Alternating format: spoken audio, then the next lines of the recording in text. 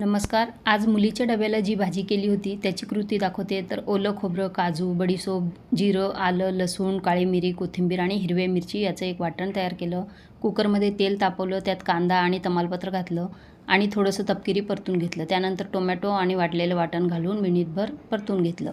आता काही सुके मसाले, त्यात लाल तिखट, हळद, गरम मसाला पावडर, धणे पावडर, किचन किंग मसाला आणि पनीर मसाला घातला आहे. पनीर मसाल्याऐवजी तुम्ही चना मसालाही वापरू शकता.